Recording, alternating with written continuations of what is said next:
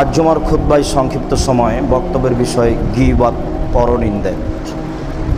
গীবত সম্পর্কে এক গুরুত্বপূর্ণ তথ্যবহুল বিবরণের চেষ্টা করব ইনশাআল্লাহুল আজিজ। সময় সাপেক্ষে আরও কোনো জরুরি কথা থাকতে পারে। যেসব পাপের কারণে মানুষের পরকাল হারিয়ে যায়, যেসব পাপের কারণে মানুষের জাহান্নাম নির্ধারণ করা হয়েছে, তার একটি বড় পাপ হচ্ছে গীবত। উল্লেখ্য যে বড় পাপ দুই ভাগে বিভক্ত। তার এক শ্রেণীর পাপ হচ্ছে মানুষের সাথে জড়িত, আর এক শ্রেণীর বড় পাপ হচ্ছে আল্লাহর সাথে জড়িত। আল্লাহর সাথে জড়িত পাপ সহজে ক্ষমা পাওয়া যায়, আর মানুষের সাথে জড়িত পাপ সহজে ক্ষমা পাওয়া যায় না। ব্যক্তি যতক্ষণ পর্যন্ত ক্ষমা না করেছে ততক্ষণ পর্যন্ত ক্ষমা হয় না। গীবত তার অন্তর্ভুক্ত। এ ব্যাপারে আল্লাহ তাআলা কঠোর সতর্কবাণী পেশ করে বলেন, ওয়াইলুল লিকুল্লি হুমাজাতিল লুমাজা, নিশ্চিত সুনিশ্চিত অবশ্যই ওয়াইল নামক জাহান্নাম নির্ধারিত ওইসব লোকের জন্য যারা সামনে ও পশ্চাতে মানুষের নিন্দা করে। যারা মানুষের নিন্দা করে, গীবত করে, তারা জাহান্নামে যাবে, এটা নিশ্চিত। তওবা করে ক্ষমা নিয়ে মানুষের পাপ ক্ষমা হবে, এটা ভিন্ন কথা। তবে এই পাপ এমন পাপ যার ফলাফল জাহান্নাম। আল্লাহ তাআলা এই ব্যাপারে অন্যত্র বলেন, ইয়া আইয়ুহাল্লাযীনা আমানু, হে বিশ্বাসীগণ, ইজতানিবু কাসীরাম মিনাজ জান, তোমরা মানুষের উপর অহেতুক বেশি বেশি ধারণা করা থেকে বেঁচে থাকো। হয়তোবা ও এই কথা বলেছে, হয়তোবা ও এই কাজ করেছে, হয়তোবা সে আমার ব্যাপারে কিছু বলেছে, এই ধরনের মন্তব্য করা থেকে বেঁচে থাকো। কেন? কিছু কিছু ধারণায় পাপ হয়, এই জন্য তোমরা ধারণা করা থেকে বেঁচে থাকো। ধারণার বিষয়টি খুব জটিল। আবু হুরায়রা রাদিয়াল্লাহু তাআলা আনহু বলেন, রাসূল সাল্লাল্লাহু আলাইহি ওয়াসাল্লাম বলেছেন, ইয়াকুমুয যান্না ফাইন্না যান্না আকযাবুল হাদিস, তোমরা ধারণা থেকে বেঁচে থাকো, ধারণাই সবচেয়ে বড় মিথ্যে। ওখানে আল্লাহ তাআলা বলছেন কিছু ধারণায় পাপ হয়, আর এখানে আল্লাহর রাসূল বলছেন যে তোমরা ধারণা করা থেকে বেঁচে থাকো, ধারণাই সবচেয়ে বড় মিথ্যে। সবচেয়ে বড় মিথ্যে বলে তিনি উল্লেখ করলেন। আবু হুরায়রা রাদিয়াল্লাহু তাআলা আনহু বলেন, রাসূল সাল্লাল্লাহু আলাইহি ওয়াসাল্লাম বলেছেন, আকবারুল কাবায়ের সালাসা, সবচেয়ে বড় পাপ তিনটি। তার এক নম্বর বড় পাপ হচ্ছে আল ইশরাকু বিল্লাহ, আল্লাহর সাথে শরীক করা, শিরক করা। উকুকুল ওয়ালিদাইন, পৃথিবীতে দুই নম্বর মহাপাপ হচ্ছে পিতামাতার অবাধ্য চলা। তিন নম্বর মহাপাপ হচ্ছে কওলুজ্জুর, মিথ্যা কথা বলা, মিথ্যা সাক্ষী দেওয়া। আগের হাদিসে আমরা জানতে পারলাম যে ধারণাই সবচেয়ে বড় মিথ্যে, আর অত্র হাদিসে রাসূল সাল্লাল্লাহু আলাইহি সাল্লাম বলেন সিরিয়ালে তিনটি সবচেয়ে বড় পাপ। তার এক নম্বর পাপ হচ্ছে শিরক করা, দুই নম্বর পাপ হচ্ছে পিতামাতার অবাধ্য চলা, আর তিন নম্বর পাপ হচ্ছে মিথ্যা কথা বলা। আমরা এখানে বুঝলাম ধারণাই সবচেয়ে বড় মিথ্যা। ধারণা গীবত। আল্লাহ তাআলা ওখানে আরো বলেন, ওয়ালা তাজাসসু, তোমরা মানুষের দোষ ত্রুটি উদ্ঘাটন করো না। এই কথাটি রাসূল সাল্লাল্লাহু আলাইহি সাল্লাম বলছেন এইভাবে, ইয়াকুমুয যান্না ফাইন্না যান্না আকযাবুল হাদিস, তোমরা ধারণা থেকে বেঁচে থাকো, ধারণাই সবচেয়ে বড় মিথ্যে। এরপরে তিনি বলছেন, ওয়ালা তাহাসসাসু ওয়ালা তাজাসসাসু, তোমরা মানুষের গোপন কথা কান লাগিয়ে শোনো না। গীবত যেমন মহাপাপ, মানুষের গোপন কথা কান লাগিয়ে শোনাও তেমন মহাপাপ। এ ব্যাপারে রাসূল সাল্লাল্লাহু আলাইহি ওয়াসাল্লাম বলেন, যারা কারো গোপন কথা কান লাগিয়ে শোনে, বিচারের মাঠে তার কানে সীসা তামা গরম করে কানে ঢেলে দেওয়া হবে। এটা জাহান্নামে যাওয়ার আগেকার সিদ্ধান্ত। জাহান্নামে যাওয়ার যে সিদ্ধান্ত হবে তার আগেই এটা ঘটবে। কিয়ামতের মাঠে এদের কানে তামা সীসা জাহান্নামের আগুনে গরম করে তার কানে ঢেলে দেওয়া হবে, কেননা সে মানুষের গোপন কথা শোনার চেষ্টা করেছে। রাসূল সাল্লাল্লাহু আলাইহি সাল্লাম যা বলেছেন তাতে আমরা দুইজন বসে কি গল্প করছে এটা শোনার চেষ্টা করব না। ওরা স্বামী স্ত্রী কি বলছে আমরা কোথাও আড়ি পেতে শুনবো না, যা মহাপাপ, হারাম, কাবিরে গুনাহ। এরপরে আল্লাহর রাসূল বলেন, ওয়ালা তাজাসসু, তোমরা মানুষের দোষ ত্রুটি উদ্ঘাটন করো না। মানুষের দোষ ত্রুটি উদ্ঘাটন করা মহাপাপ। রাসূল সাল্লাল্লাহু আলাইহি ওয়াসাল্লাম মানুষের দোষ ত্রুটি ঢেকে রাখার চেষ্টা করেছেন এবং যারা চেষ্টা করে তাদের জন্য সরাসরি জান্নাত ঘোষণা করেছেন। তিনি বলেছেন, মান সাতারাল মুসলিমিনা সাতারাহুল্লাহু ফিদ দুনিয়া ওয়াল আখিরা। কেউ যদি কোনো মানুষের দোষ ত্রুটি ঢেকে রাখে তাহলে আল্লাহ তার দোষ ত্রুটি ইহকালও ঢাকবেন, পরকালও ঢাকবেন। আপনার যতই পাপ হোক, আপনার যদি এই অভ্যাস থাকে যে মানুষের দোষ নিয়ে আপনি বলা বলি করেন না, তাহলে আপনার সব দোষকে আল্লাহ বিচারের মাঠে ঢেকে দিবেন, বিনিময়ে আপনার জান্নাত হবে। পরকালে তো ঢেকে রাখবেন, ইহকালও রাখবেন।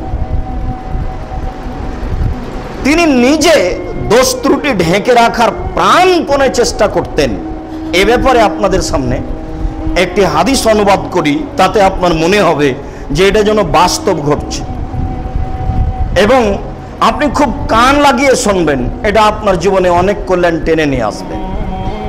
মাইজ আসলামী রাদিয়াল্লাহু তাআলা আনহু বলেন, আমি আল্লাহ রাসূলের নিকটে এসে বললাম, আল্লাহ রাসূল তাহেরনি, আমাকে পবিত্র করেন। তখন আল্লাহ রাসূল বললেন যে এই যে বাড়ি ফিরে যাও, আস্তাগফিরুল্লাহ, আল্লাহর নিকটে ক্ষমা চাও, অতুব ইলাইহি, তুমি তওবা করো, তোমার পাপ ক্ষমা হয়ে যাবে। লোকটি চলে গেল। একটু গিয়ে আবার ফিরে এসে বলছে, আল্লাহ রাসূল তাহেরনি, আমাকে পবিত্র করুন। তখন আল্লাহ রাসূল বললেন, তুমি বাড়ি ফিরে যাও, আল্লাহর নিকটে ক্ষমা চাও, তুমি তওবা করো। লোকটি চলে গেল। কিছু পথ গিয়ে আবার ফিরে এসে বলছে, তাহিরনি ইয়া রাসূলুল্লাহ, হে আল্লাহ রাসূল, আপনি আমাকে পবিত্র করুন। তখন আল্লাহ রাসূল বললেন, ইরজে, তুমি বাড়ি ফিরে যাও, আস্তাগফিরুল্লাহ, আল্লাহর নিকটে ক্ষমা চাও, অতুব ইলাইহি, তুমি তার নিকটে তওবা করো। লোকটি চলে গেল। একটু গিয়ে আবার ফিরে এসে বলছে, আল্লাহ রাসূল, আমাকে পবিত্র করুন। তখন আল্লাহ রাসূল বলছেন, আবেহি জনন, লোকটি কি পাগল? আরে আমি বলছি তুমি চলে যাও, ক্ষমা চাও, তওবা করো। আমি বলছি চলে যাও, ও বারবার ফিরে এসে বলছে আমাকে পবিত্র করুন। তাহলে কি ও পাগল, আমার কথা বুঝে না? সাহাবীগণ বললেন, লাইসা বে মাজনুন, জি না, ও পাগল নয়, ও ভালো মানুষ, আমরা তাকে জানি বুঝি। তখন আল্লাহ রাসূল মন্তব্য করছেন, আর সারেবা খামরান, তাহলে সে কি মদ পান করেছে তাই তার মস্তিষ্ক বিকৃত হয়েছে? সে আমার কথা বুঝে না কেন? ফাকামা রাজুলুন ফাস্তান কাহু, তখনই একটা লোক লাফ দিয়ে দাঁড়িয়ে তার মুখে নাক লাগিয়ে মুখটা সঙ্গে দেখে বলছেন, মা সারেবা খামরান, জি না, এ মদ পান করেনি, এ ভালো মানুষ। তখন আল্লাহ রাসূল বলছেন, আজানাইতা, তুমি কি জেনা করেছো? তখন সাহাবী বলছেন, জি, মানুষ যা বৈধভাবে করে আমি তা অবৈধভাবে করেছি, অতএব বিচার করে দেন। এই পর্যন্ত হাদিস অনুবাদ করার পরে আপনার বিবেকের সাথে আবার হাদিসের পিছনের দিকে ফিরে যায়। মরা পর্যন্ত এই হাদিস আপনাকে মনে রাখতে হবে জরুরিভাবে, যে কোনো মূল্যে। হাদিসের বাকি অংশ থাক। এতক্ষণে আল্লাহ রাসূল বলছেন যে তুমি কি জেনা করেছো, এই কথা তিনি বললেন, তাহলে তিনি প্রথমে বুঝতে পেরেছিলেন ঘটনা এরকম কিছু আছে। কই, তিনি তো বললেন না প্রথমে কেন পবিত্র করব, ঘটনা কি? প্রথমবার বললেন না, দ্বিতীয়বার বললেন না, তৃতীয়বার বললেন না, চতুর্থবার বললেন না। চতুর্থবারে ফিরে এসে না বলে বলছেন যে সে কি পাগল? এখনো তো আল্লাহ রাসূল বলতে পারেন যে ঘটনা কি। চতুর্থবারে না বলে বলছেন যে লোকটা কি মদ পান করেছে, তার মানে আল্লাহ রাসূল এখনো বলছেন যে আমি তোমার ঘটনাটি জানতে চাচ্ছি না, তুমি ফিরে যাও। তোমার কি হয়েছে এই বিষয়ে আমি তোমার কাছে জানতে চাইনি, আমি যা বলছি তা তুমি গ্রহণ করো। কিন্তু ব্যক্তি গ্রহণ করলেন না, শেষ পর্যন্ত যা হওয়ার তাই হলো, বিচার হলো। বিবাহিত ছিল। ঘটনা কি? মাইজুন মালিক গরিব মানুষ, একজন ধনী মানুষের বাড়িতে কাজ করত, তার নাম হোজ্জাল। হোজ্জালের স্ত্রীর সাথে মাইজুন মালিক অশ্লীল কাজে জড়িয়ে পড়ে। কথাটি মালিক জানতে পারেন। তখন হোজ্জাল তাকে বলেন, মাইজুন মালিক, ঘটনা যখন ঘটে গেছে তুমি আল্লাহ রাসূলের কাছে যাও, গিয়ে বিষয়টি পেশ করো, দেখো তো তিনি কি বলেন। মালিকের পরামর্শে মাইজুন মালিক রাসূলের কাছে এসে কথা প্রকাশ করলেন। শেষ পর্যন্ত যা হওয়ার তাই হলো। আল্লাহ রাসূল প্রাণপণে চেষ্টা করলেন তার দোষ ঢেকে রাখার, কিন্তু তার শেষ পর্যন্ত হলো না। তার পিড়াপিড়ির কারণে বিচার হলোই। কোনো একদিন আল্লাহ রাসূল রাস্তায় হাঁটছেন আর হোজ্জাল রাস্তা দিয়ে আসছেন, মুখামুখি দেখা। অনেকদিন পরে মুখামুখি দেখা হলে আল্লাহ রাসূল বলছেন, হোজ্জাল লাউ সাতারতা খাবারা মাইজুন মালিক বিসাবিক লাকুনতা খায়রান কাসীর। হোজ্জাল, তুমি যদি মাইজুন মালিকের বিষয়টি তোমার কাপড়ে ঢেকে রাখতে তাহলে কত ভালো হতো। তোমাকে আমি কি দিয়ে বুঝাই, কত ভালো হতো এটা হিসাব করা যাবে না। ওখানে একটা ইসিম তাফজিল শব্দ ব্যবহার করা হয়েছে, যা সবাইকে বোঝানো যাবে না। কত ভালো হতো এটা হিসাব করা যাবে না, বেহিসাব ভালো হতো। তুমি যে কেন আমার কাছে পাঠালে, আমার কাছে কোনো কথা প্রকাশ হলে বিচার হয়, তবে আমি চেষ্টা করেছি, শেষ পর্যন্ত হয়নি। তুমি কেন পাঠালে? ওহ, তুমি যদি না পাঠিয়ে তার ঘটনাটা লুকিয়ে রাখতে তাহলে যে কত ভালো হতো। কি দিয়ে আপনাকে আমি এ হাদিস বুঝাই? বাঙালিদের চাল চলনের সাথে, আচরণের সাথে এ হাদিসের কোনো মিলই নেই। বাঙালি এত নিম্ন শ্রেণীর প্রায় মানুষ, আজ থেকে 40 বছর পূর্বে কি হয়েছে সেটাও পেপার পত্রিকাতে বের করে বিচার করতে চায়। আর রাস্তাঘাটও তো আছেই। আপনার যে একটা ঘটনা ঘটেছে আরেকজন আরেকজনের কাছে বলতে পারলে খুশি হয়, এই তো চরিত্র। তাহাজ্জুদ পড়ে জান্নাত কিনবো মনে করছেন? জি না, বহু দূরে, জান্নাত বহু দূরে। জাহান্নাম সহজ, জান্নাত সহজ নয়। জান্নাত খুব কঠিন ব্যাপার। আল্লাহ বলছেন, জিবরাইল, জি একটু জাহান্নাম দেখে আসো তো। কেমন রেডি হয়েছে? জাহান্নাম দেখেছে। জিবরাইল বলছেন, তোমার মর্যাদার কসম, তোমার সম্মানের কসম, তোমার ইজ্জতের কসম, আলে আদখুলা আহাদুন ফিহা, জাহান্নামে কেউ যাবে কি? হায় হায়, একদিকের আগুন আর একদিকের আগুনকে ধরে খাচ্ছে। একটু কঠিন জটিল জায়গায় কেউ যাবে? তখন আল্লাহ বলছেন, জিবরাইল যাও, আবার জাহান্নাম দেখে আসো। আবার জাহান্নাম দেখে এসে জিবরাইল বলছেন, তোমার সম্মানের কসম, তোমার মর্যাদার কসম, তোমার ইজ্জতের কসম, জাহান্নামে যাবে না এমন কি কেউ আছে? কেমন হলো কথা? আগের বারে জিবরাইল বললেন যে কেউ যেতে চাইবে না, আর এখন জিবরাইল বলছেন যে যাবে না এমন কে আছে? উনি বলতে চাচ্ছেন যে সবাই যাবে। কেমন হলো? আল্লাহ রাসূল বলছেন, হজবাতিন নার বিশাহওয়াত হজবাতিল জান্নাত বিল মাকারিহ, প্রবৃত্তি দ্বারা জাহান্নাম ঘেরা আছে আর নিয়ম নীতি দ্বারা জান্নাত ঘেরা আছে। নেন এবার, জান্নাত জটিল না জাহান্নাম জটিল? মনের ইচ্ছে মতো চললে জাহান্নাম পাওয়া যায়, আর নিয়ম নীতি মেনে চললে জান্নাত পাওয়া যায়। নিয়ম নীতি খুব কঠিন জিনিস। ইচ্ছা মতো বাড়িটাতে ঢুকতে পারেন না, বাড়িতে 2 কোটি টাকা খরচ হয়েছে, কিন্তু আপনি ইচ্ছে মতো ঢুকতে পাবেন না। আপনার কোনো স্বাধীনতা নেই। একমাত্র স্বাধীনতা রয়েছে মুহাম্মদ সাল্লাল্লাহু আলাইহি সাল্লামের। তিনি বলেছেন, বাড়িতে ঢোকার সময় কলিং বেলে আঙ্গুলটা রাখার সময় বলতে হবে আসসালামু আলাইকুম। আসসালামু আলাইকুম না বলে আপনি ভিতরে ঢুকতে পাবেন না। ঢুকছেন যে জোর করে ঢুকছেন, আপনি আল্লাহ রাসূলকে মানেন না, এই জন্য ঢুকছেন। ঢোকা আপনার না করা হয়েছে, এইভাবে জোর করে ঢুকলে সারা বাড়িতে শয়তান থাকবেই। কারো ব্যক্তিগত স্বাধীনতা চলে না। এই জন্য জান্নাত হচ্ছে নিয়মের নাম, আর জাহান্নাম হচ্ছে ইচ্ছের নাম। মন হলেই মানুষের গীবাত করা হয়, নিন্দা করা হয়, মানুষের দোষ ত্রুটি উদ্ঘাটন করা হয়। মানুষের দোষ ত্রুটি উদ্ঘাটন করা মনে হচ্ছে যেন আমাদের একটা জন্মগত অভ্যাস, যা পরিহার করা একান্ত জরুরি। সম্মানিত মসজিদের পুরুষ ও নারী মুসল্লি, এ ব্যাপারে এই অংশে আমরা জরুরিভাবে অত্র হাদিস থেকে গ্রহণ করি এই নীতি যে আল্লাহ রাসূল প্রাণপণে চেষ্টা করেছেন মানুষের দোষ ত্রুটি ঢেকে রাখার। আমাদেরকেও চেষ্টা করতে হবে মুসলমান হিসাবে এই জিম্মেদারি পালন করা যে মানুষের দোষ ত্রুটি জানতে চাওয়া তো দূরের কথা, তা ঢেকে রাখার প্রাণপণে চেষ্টা করতে হবে। যুবক, তুমি সতর্ক ও সাবধান থাকো। আজ থেকে সপরিবারে বাড়ির সবকিছু পরিবর্তন করে চলতে হবে। মহান আল্লাহ বলেন, ওয়ালা ইয়াগতাবাজুকুম বাদ, অবশ্যই কেউ কারো গীবাত পরনিন্দা করতে পারে না। পরনিন্দা খুব কঠিন কাজ।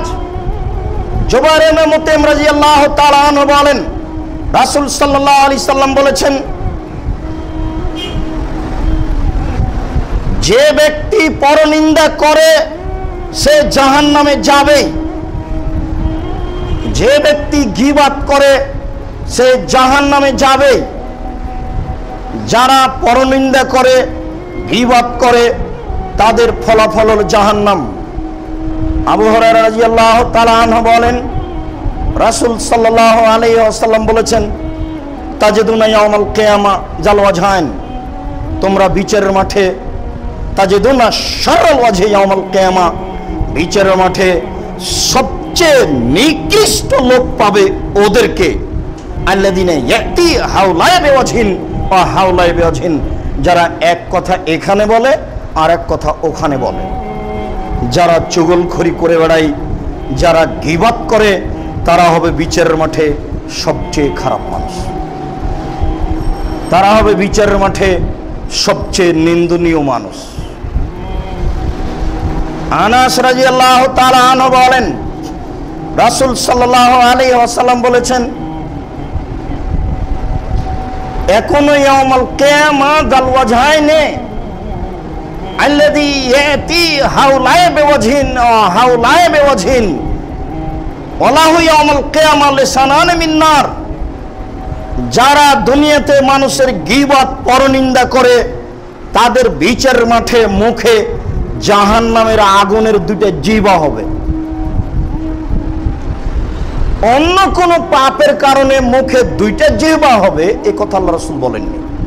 পাপ অনেক আছে, অনেক পাপের ফলাফল জাহান্নাম, তবে মুখে দুইটা জিহ্বা হবে এমন কোন পাপ দেখা যায় না গীবাত ছাড়া। গীবাতের ফলাফল, পরনিন্দার ফলাফল হচ্ছে বিচারের মাঠে তার মুখে দুইটি জিহ্বা হবে আগুনের তৈরি। দুই জিহ্বার মাধ্যমে কথা বলবে কেন? সে মুখে এই দুনিয়াতে দুই মুখে কথা বলবে। আপনিও জানেন এবং বলেন যে লোকটা দুই মুখে, ঠিকই আছে। যেহেতু দুনিয়াতে তার দুইটা মুখ, পরকালে আল্লাহ বলবেন যে না, এখন তোমার দুইটা মুখ নেও, দুই মুখে বিচারের মাঠে কথা বলো।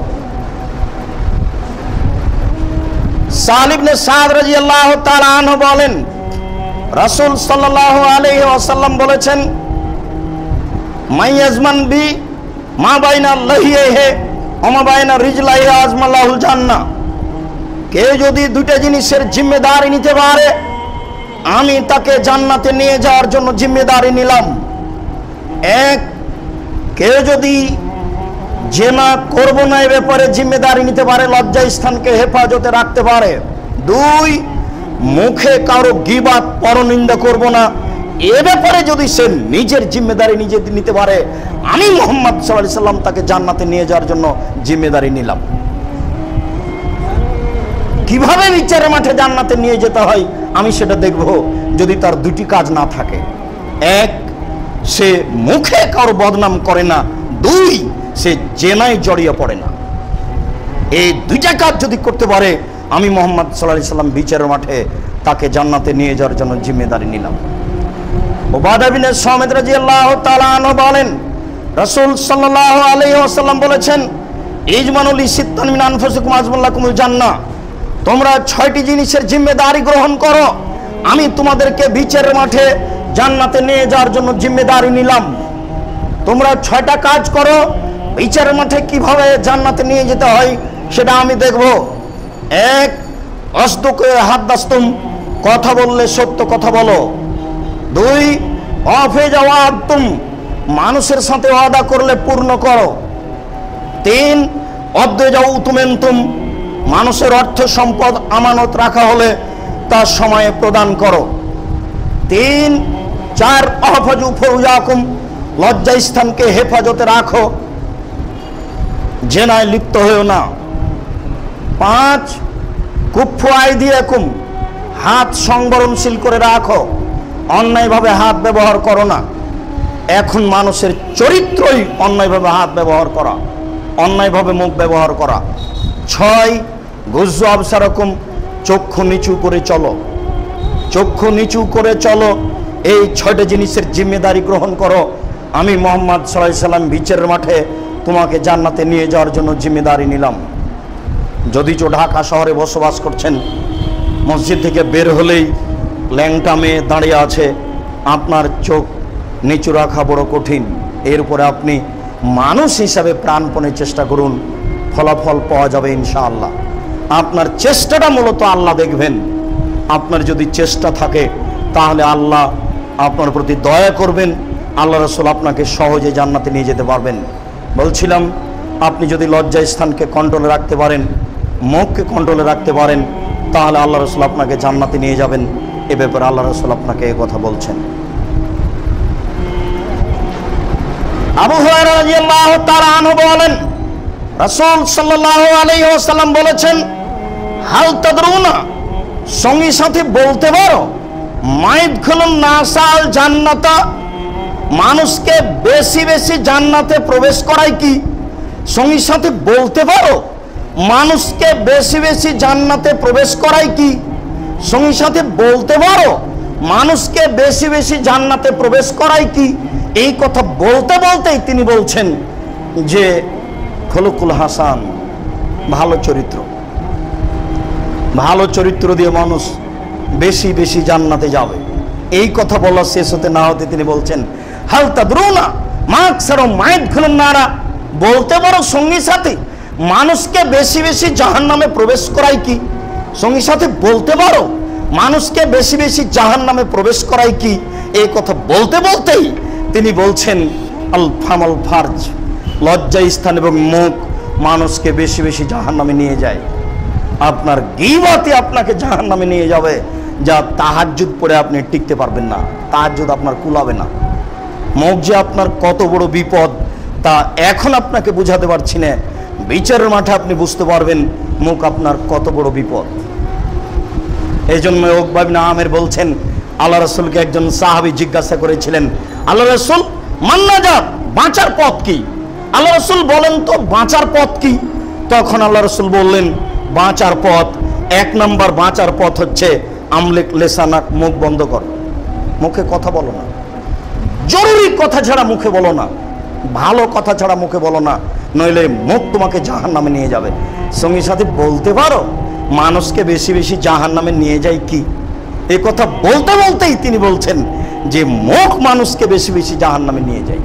তাহাজ্জুদ পড়লেন, গীবত চালু থাকলো, কাজ হবে না। যে হজ করে আসলেন, গীবত চালু থাকলো, কাজ হবে না।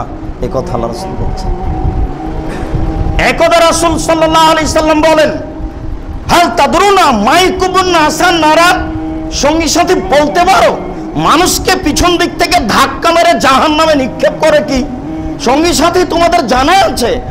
বলতে পারো তোমরা, মানুষকে পিছন দিক থেকে ধাক্কা মেরে জাহান্নামে নিক্ষেপ করে কি? এটা কি তোমরা বলতে পারো? এই কথা বলতে বলতে ফাখাযা লিসানাহু, তিনি তার জিহ্বাটা ধরে নিয়ে বলছেন, এই দেখো জিহ্বা, এই জিহ্বা মানুষকে পিছন দিক থেকে ধাক্কা মেরে জাহান্নামে নিক্ষেপ করবে।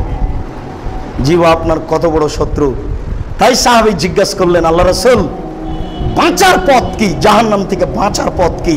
তখন তিনি এক নম্বরে বললেন, মুখ বন্ধ করো, আলজাম লিসানাক, জিহ্বা বন্ধ করো, মুখ বন্ধ করে রাখো, মুখ ব্যবহার করো না, করলেই জাহান্নাম। দুই, অলিয়াসা বাইতক, বাড়িটা প্রশস্ত করো, তুমি আর তোমার স্ত্রী জরুরি প্রয়োজন ছাড়া বাড়ি ত্যাগ করিও না। জরুরি প্রয়োজন ছাড়া বাড়ি ত্যাগ করলে পাপ হবেই। সকালবেলাতে স্ত্রী বাজারে যায়, বিকেল 4টায় আসে, কাপুরুষ আপনি সারাদিন বসে থাকেন, ইতস্তবোধ হয় না? আপনি কি মারা গেছে? আপনার যুবতী মেয়ে বাজারে যায় কেন? কি দেখাতে চাচ্ছেন? বিচারের মাঠ কারোর হাতে নেই। মহান আল্লাহ বলেছেন, আল ইয়াওমা লা তামলিকু নাফসুন লিনাফসিন শাইআন ওয়া আমরু ইয়াওমাইযিন লিল্লাহ। আজ কোন মানুষের কোনো উপকার করতে পারবে না, একচ্ছত্র মালিকানা আল্লাহর হাতে থাকবে। বিচারের মাঠের ব্যাপারে আল্লাহ তাআলা বলছেন, আজ কোন মানুষের কোনো উপকার করতে পারবে না, একচ্ছত্র মালিকানা আল্লাহর হাতে থাকবে। সেই দিন আপনি বুঝতে পারবেন আজকে অলসতার কতটুকু ফল। বাড়িতে বসে আছেন, বউ তো সারাদিন ধাক্কা খেয়ে বাজার করে আসলো, খারাপ লাগে না? একটু লাগা উচিত। মেয়ে রাত দিন এখানে সেখানে ঘুরে বেড়ায়, খারাপ লাগে না একটু? জন্ম দিয়েছেন আপনি, দেখবে আর একজন, এটা বুঝলেন কি করে? এভাবে সংসার গড়ে উঠলো কিভাবে? আজকেই সিদ্ধান্ত পরিবর্তন করতে হবে। মসজিদ থেকে বের হওয়ার আগেই সিদ্ধান্ত পরিবর্তন করতে হবে। কেন? এক মুহূর্ত বেঁচে থাকার মতো আপনার কাছে সুযোগ নেই, সুযোগ উপরে আছে। সিদ্ধান্ত এখনই পরিবর্তন করতে হবে। আল্লাহ আমাদেরকে সিদ্ধান্ত পরিবর্তন করে সঠিক পথে নিয়ে আসার তৌফিক দান করুক। আল্লাহুম্মা আমিন।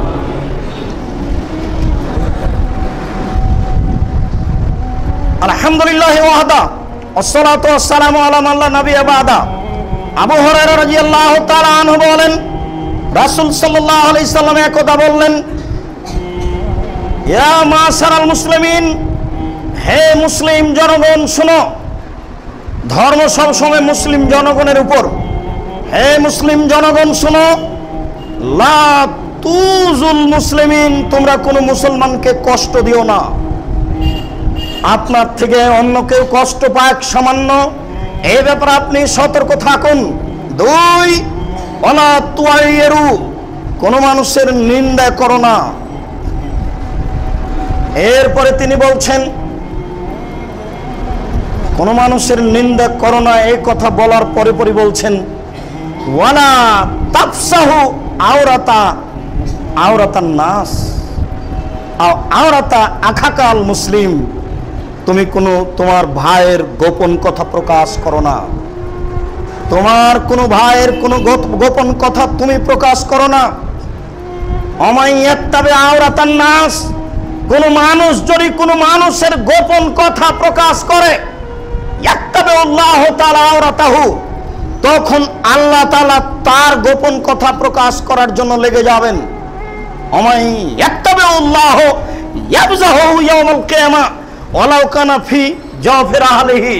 আর যখন আল্লাহ আপনার বিরুদ্ধে চলে যাবেন, তখন আপনাকে আল্লাহ অপমান করেই ছাড়বেন। আপনি আপনার ওই উটের, গাধার, ঘোড়ার পেটের ভিতরে লুকিয়ে গেলেও, পৃথিবীর যে কোনো দুর্গে আপনি লুকিয়ে যান, মানুষের বদনাম করার পরে, মানুষের দোস্তুটি প্রকাশ করার পরে, পৃথিবীর যেখানে আপনি লুকান না কেন, আল্লাহ আপনাকে অপমান করেই ছাড়বেন।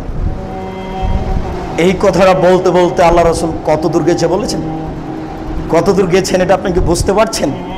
আল্লাহ রাসূল বলছেন, কোনো মানুষ যদি কারো দোস্তুটি উদ্ঘাটন করে, তখন আল্লাহ তার দোস্তুটি উদ্ঘাটন করবেন। এবার লোকটা মানুষের দোষ উল্লেখ করার পরে তার শরীর পেটের ভিতরে ঢুকে গেছে, ওকে যেন কেউ না পায়। এখন আপনার তো উট নেই, ঘোড়াও তো আর চলে না, আপনার গাড়ি আছে, এটা তো খোলামেলা, এখানে আর কোথায় ঢুকবেন? তাহলে ধরে নেন পৃথিবীর কোনো জায়গায় চলে গেলেন, যেখানে মানুষ যেতে পারে না, এমন কোনো জঙ্গলে চলে গেলেন। এরপরে আল্লাহ আপনাকে অপমান করেই ছাড়বেন, এই কথা আল্লাহ রাসূল বলছেন। আপনি বুঝেন দোষ ত্রুটি প্রকাশ করার ফলাফল কত খারাপ। বর্তমান পৃথিবীতে এই ভোট পদ্ধতি সবচেয়ে ন্যাক্কারজনক, নোংরা, জঘন্য, বর্বর কাজ। এর চেয়ে খারাপ কাজ পৃথিবীতে বর্তমানে আছে, এটা আমার বিবেক বলে না। এটা হচ্ছে মানুষের দোষ ত্রুটি উদ্ঘাটন করার সবচেয়ে বড় মাধ্যম। ইনি হাজি মানুষ, কয়েকবার হজ করে এসেছেন, এরপরে ওই সময়তে বলছে, তোমরা না হয় অমুক চেয়ারম্যানকে ভোট দিও না, তো খুব ভালো ছিল না, একে দাও। অন্তত এই কথাটা তো বললেন। এটা আপনাকে কেমন মনে হচ্ছে? আপনি বুঝতে পারছেন না এর ফলাফল কত কঠিন। আনাস রাদিয়াল্লাহু তাআলা আনহু বলেন, রাসূল সাল্লাল্লাহু আলাইহি সাল্লাম বলেছেন, ওরে যা আলাইয়া ইয়াউমুল কিয়ামা, ওরে যা আলাইয়া ইয়াউমান, একদা আল্লাহ তাআলা আমাকে উপরে নিয়ে যাচ্ছেন, জিবরাইল আমাকে উপরে নিয়ে যাচ্ছেন, মানে মেরাজ। আমাদের নবী বলছেন একদা জিবরাইল আমাকে উপরে নিয়ে যাচ্ছেন, মারাত্মক বেকমিন। উপরে যাওয়ার সময় দেখলাম কতগুলি লোক, লাহুম আজফর মিন নুহাস, যাদের হাতে আঙ্গুলে বড় বড় নখ রয়েছে, তামার নখ, নখ, যাদের আঙ্গুলে বড় বড় তামার নখ রয়েছে, তামার, আজফর মিন নুহাস। আমাদের নবী মুহাম্মদ সাল্লাল্লাহু আলাইহি সাল্লাম বলেন একদা জিবরাইল আমাকে উপরে নিয়ে যাচ্ছেন, যেতে যেতে দেখলাম অনেক মানুষ, তাদের হাতে বড় বড় তামার নখ রয়েছে। ইখাম্মিসুনা ওয়াজুহাহুম ওয়া সুদুরাহুম, তারা তাদের নখ দিয়ে মুখকে খামচাচ্ছে আর বুককে খামচাচ্ছে, নিজের নখ দিয়ে নিজের মুখের গোশত উঠিয়ে নিচ্ছে। আমি বললাম জিবরাইল মান হাউলা, এরা কারা? এ কি আশ্চর্য দৃশ্য! নিজের নখ দিয়ে নিজের মুখের গোশত তুলে ফেলে, এরা কারা? তখন জিবরাইল বলছেন হাউলাই আল্লাযীনা ইয়াকাউনা ফি আরাজিন নাস, এরা হচ্ছে ওরা যারা মানুষের বদনাম করত, গীবাত করত। যারা গীবাত করত তাদের এই অবস্থা। এখনো বিচার হয়নি, বিচারের আগে এটা। তাহলে মরার পরই শুরু হবে, এটা হলো কবরের ব্যাপার। বিচারের মাঠও এটা হবে, কবরও এটা হবে। বিচার হয়ে গেলে তো জাহান্নাম আর জান্নাত। বিচারের পূর্বে অবস্থা, যতক্ষণ পর্যন্ত বিচার না হয়েছে ততক্ষণ পর্যন্ত গীবাতকারী একবারে বড় বড় নখ নিয়ে তার মুখ আর বুককে খামচাবে আর গোশত তুলে ফেলবে। এটা কত কঠিন কাজ, কে বুঝে? এসব শরীয়ত কেউ বুঝতে চায় না, কেউ বলতে চায় না। শরীয়তকে মানুষ মূল্যায়ন করতে চায় না। একটা হাদিস যদি মানুষ মূল্যায়ন করত তাহলে মানুষ ইহকালও বাঁচত, পরকালও বাঁচত, কিন্তু মানুষ ভাবে না, মূল্যায়ন করতে চায় না। গীবাত পাপটি কত জটিল আপনি দেখুন। আয়েশা রাদিয়াল্লাহু তাআলা একদা আল্লাহ রাসূলের পাশে বলছেন, আরে আপনি সাফিয়ার কথা বলেন, সাফিয়া কাদা বা কাদা। সাফিয়া ইবনে হুয়াই ইবনে আখতাব, সাফিয়া একজন আল্লাহ রাসূলের স্ত্রী, খুব সুন্দরী মহিলা, তবে সাইজে ছিলেন খাটো। তখন আয়েশা রাদিয়াল্লাহু তাআলা আনহা তার একটু নিন্দা করে বলছেন, সাফিয়ার কথা আপনি কেন এত বলেন? ও তো একজন খাটো মহিলা। শুধু এই কথাটা আয়েশা বলেছেন। তখন আল্লাহ রাসূল বলছেন, আয়েশা বলো কি তুমি? লাকাদ কুলতে কালামাতান, তুমি এমন একটা কথা বলেছো, লা মাজাদাত বিমাইল বাহর লা মাজাদাতহু। আয়েশা, তোমার এই কথাটা যদি সাগরে ফেলে দেওয়া হয়, প্রশান্ত মহাসাগরের পানি ঘোলা হয়ে যাবে। তুমি এত বড় কথা বলেছো আয়েশা, তুমি এত বড় কথা বলেছো, এই কথা যদি সাগরের পানিতে ফেলে দেওয়া হয়, সাগরের সম্পূর্ণ পানি ঘোলা হয়ে যাবে। আপনাকে কি আমি বুঝাতে সক্ষম গীবাত কত বড় পাপ? শুধু আয়েশা বলেছেন যে হচ্ছে খাটো মহিলা। আপনার তো এমন কথা দিন রাত চলছে, এর চেয়ে যে কত বেশি চলছে তার তো হিসাব নেই। একটি হাদিসকে আপনি মাপুন, দেখুন আয়েশা আল্লাহ রাসূল বলছেন, তুমি সাফিয়াকে খাটো মহিলা বললে, তুমি এমন একটা বাক্য বলেছ, এই তোমার বাক্যটা যদি সাগরে ফেলে দেওয়া হয়, সাগর মানে কি? আপনার আশেপাশে যদি বুড়িগঙ্গা নদী হতো তাও না একটা হতো, তা তো তিনি বললেন না। সাগরের পানিতে ফেলে দিলে সাগরের পানি ঘোলা হয়ে যাবে, সাগরের পানি ঘোলা হয়ে যাবে। আপনাকে আমি কি বুঝাতে সক্ষম গীবাত কত বড় পাপ? আবু হুরায়রা রাদিয়াল্লাহু তাআলা আনহু বলেন, রাসূল সাল্লাল্লাহু আলাইহি সাল্লাম একদা বললেন, হাল তাদরুনা মাল গীবাত, সঙ্গী সাথে বলতে পারো গীবাত কাকে বলে? তোমাদের কি জানা আছে গীবাত কি জিনিস? তখন সাহাবীগণ বললেন, আল্লাহ রাসূল আলাম, আল্লাহ এবং আল্লাহ রাসূল ভালো জানেন, আমাদের জানা নাই গীবাত কি পাপ, কেমন পাপ। তখন আল্লাহ রাসূল বললেন, শোনো, যিকরু কাখাকা বিআকরাহ, তুমি তোমার ভাইয়ের কোনো কথা বলছো, ও যদি শুনে তাকে যদি খারাপ লাগে, এটাই হলো গীবাত। আবার বুঝুন, আল্লাহর নবী বলছেন, শোনো আমি বলি গীবাত কাকে বলে। তুমি তোমার কোনো ভাইয়ের কথা এখানে বলছো, সে যদি এই কথা শুনতে পায়, তাকে যদি খারাপ লাগে, এটাই হলো গীবাত। আবার বুঝি, আল্লাহ রাসূল বলছেন, শোনো তুমি কোনো ব্যক্তির একটা কথা এখানে বলছো, এই কথা যদি ওই ব্যক্তি শুনতে পায়, তাকে যদি খারাপ লাগে, এটাই হলো গীবাত।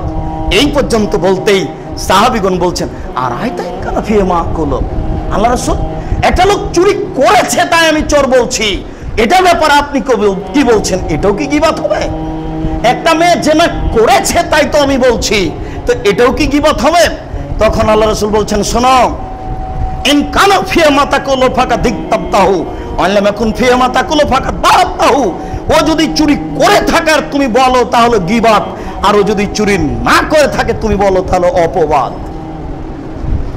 ও যদি জেনা করে থাকে আর তুমি বলো তাহলে গীবাত, আর যদি না করে থাকে তুমি বলো তাহলে অপবাদ। অপবাদ যদি হয় তাহলে ফলাফল হলো 80 লাঠি। 80 লাঠি পিটানোর পূর্ব পর্যন্ত আপনার লাশ, আপনার শরীর পবিত্র হবে না। 80 লাঠি পিটাতে হবে। আর নবীর ওপরে যদি বদনাম হয় তাহলে 80 160 লাঠি পিটাতে হবে।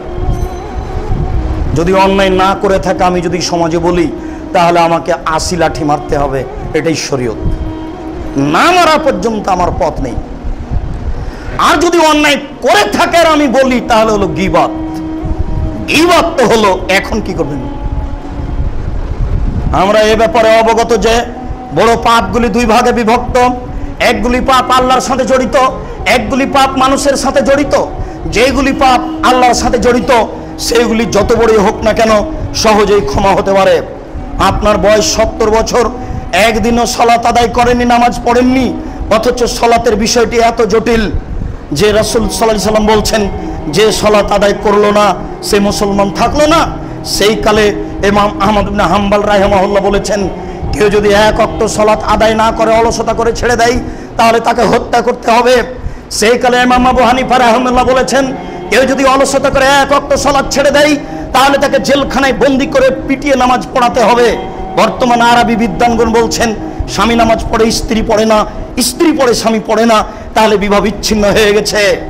একজন মুসলিম আর একজন অমুসলিম, কাগজ লাগে না, কলম লাগে না, চেয়ারম্যান মেম্বার কিছুই লাগে না, বিবাহ এমনিতেই গেছে। এরপর আমরা বলছি সালাত আদায় না করা মহাপাপ। 70 বছর বয়স, একদিনও নামাজ পড়েননি। আজকে বক্তব্যের এই অংশে ভাবলেন আজ থেকে আমি সালাত শুরু করব, আর ছাড়বো না। এই কথা বলেই আপনি মারা গেছেন।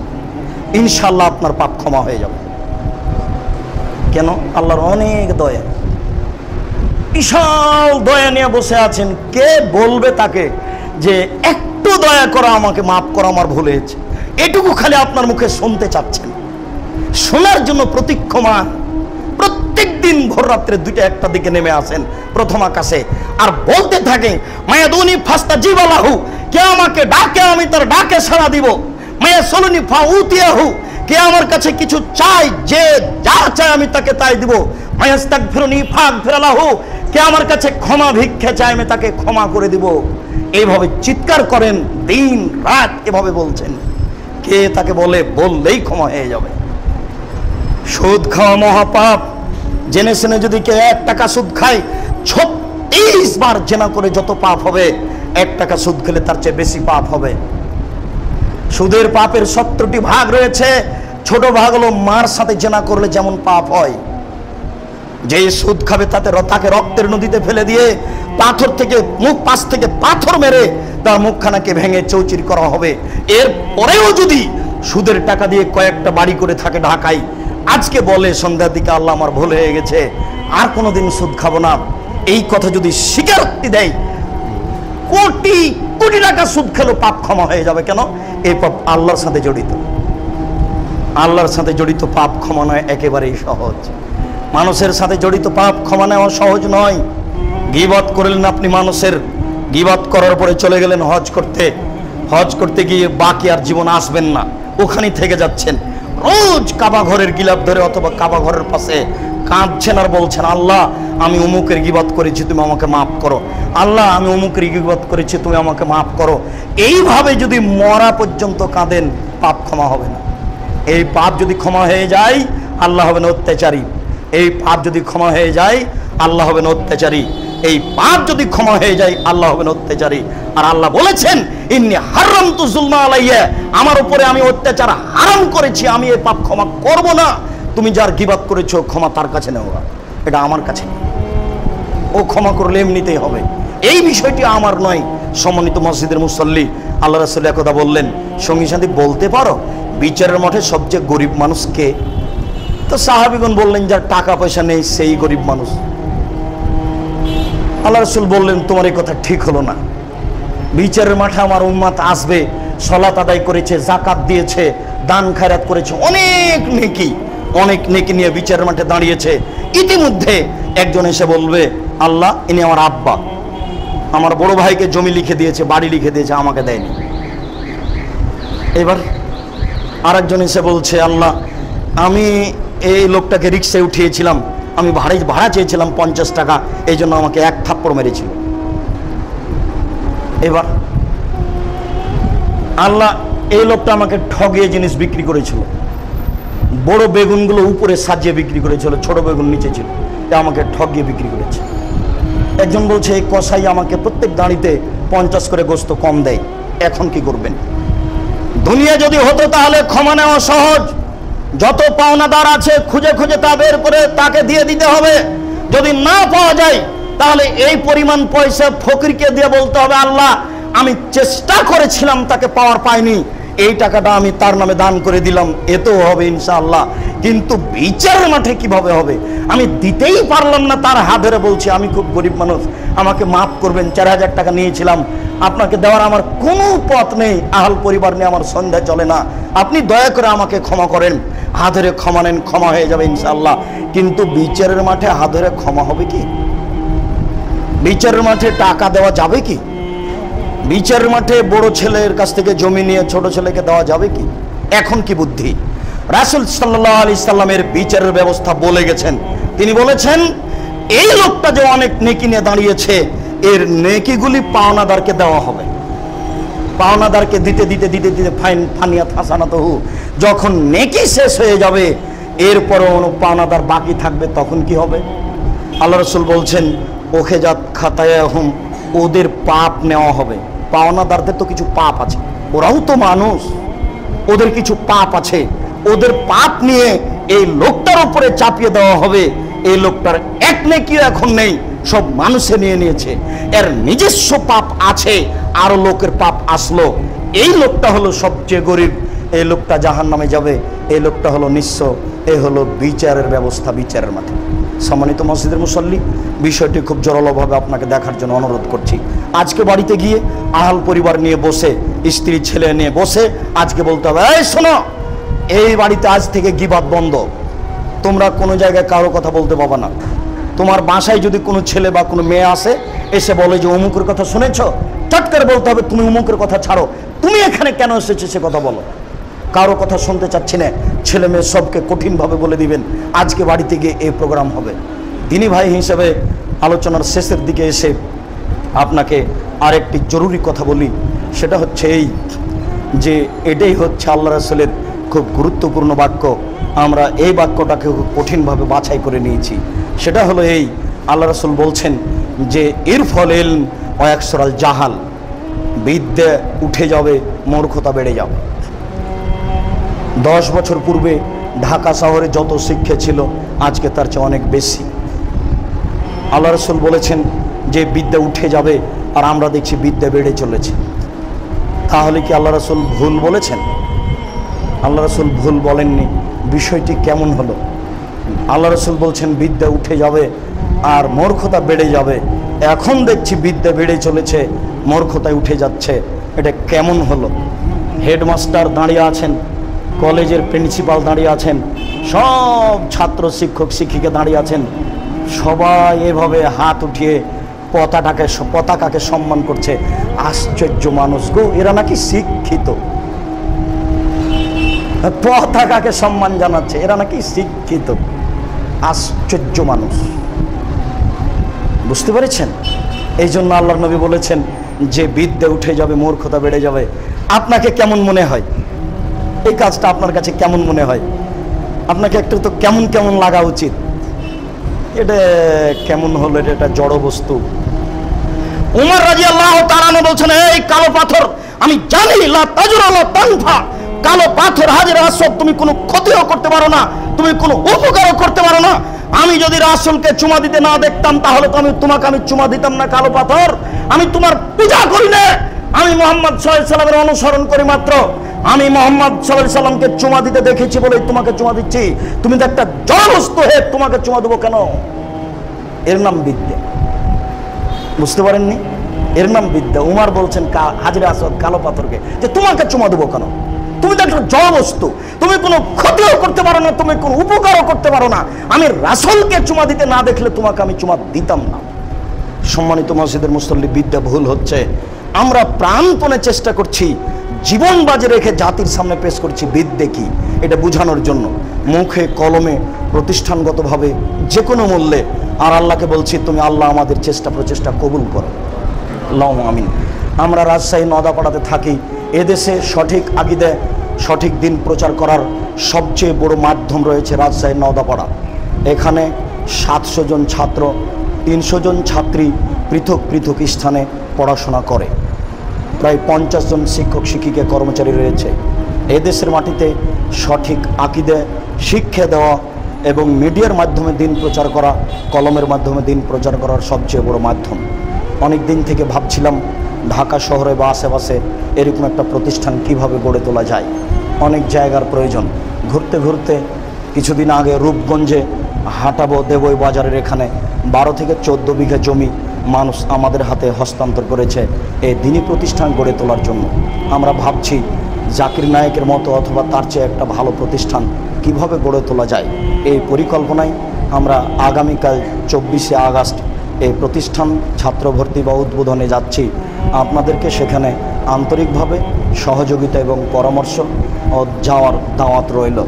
এমন কোনো ব্যক্তি থাকতেও পারে যেখানে পর্যাপ্ত পরিমাণে সহযোগিতা করে তার সার্বিক উন্নয়ন করবে। রাজশাহী নওদাপাড়া মাদ্রাসা সহ এইসব প্রতিষ্ঠানে আপনাদেরকে আন্তরিকভাবে সহযোগিতা, আর্থিক ও পরামর্শ করার জন্য আন্তরিকভাবে অনুরোধ রইল। পরবর্তীতে আমাদের সাথে কথা হলে আরও বিস্তারিত বলবো। আল্লাহ আমাদের যারা মারা গেছে তুমি তাদের কবরের শাস্তি মাফ করো। আমরা যারা অসুস্থ তুমি তাদের আরোগ্য দান করো। আমরা যারা বেঁচে আছি তুমি তাদেরকে তোমার রাসূলের পদ্ধতি অনুযায়ী চলার তৌফিক দান করো।